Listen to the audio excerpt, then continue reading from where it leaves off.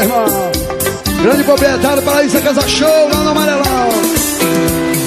Fazia um dia bonito quando ela chegou. Fazia no rosto as marcas que o sol queimou.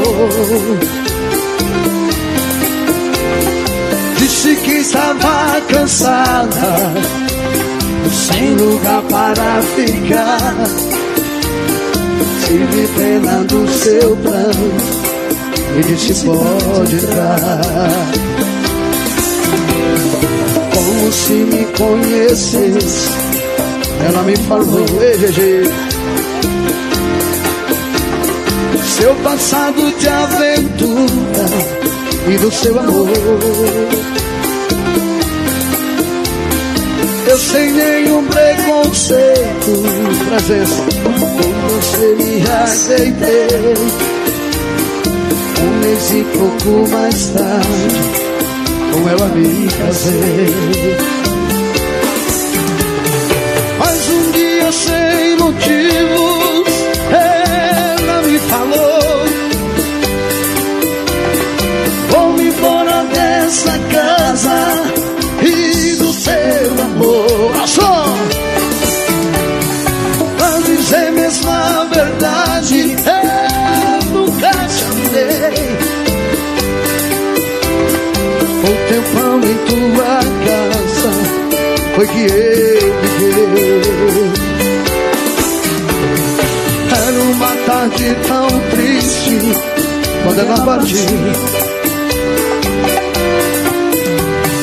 Na curva daquela estrada, ela então sumiu. Ela é como folha seca que vai onde o vento quer. E também quando dizia eu tenho uma mulher. Era uma tarde tão triste quando ela partiu. Uma manhã tão linda quando ela chegou. Era uma tarde tão triste quando ela partiu. Era uma manhã tão linda quando ela chegou, toda de vermelho e de branco.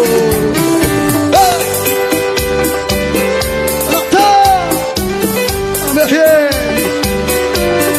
esse aqui tá o 2, a galera do forró ao vivo. A história se repete. Oh!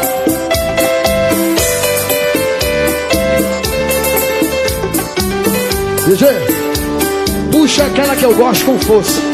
Puxe com força e puxe sem medo, porque quando tá na mão do controle do maior, tudo dá certo.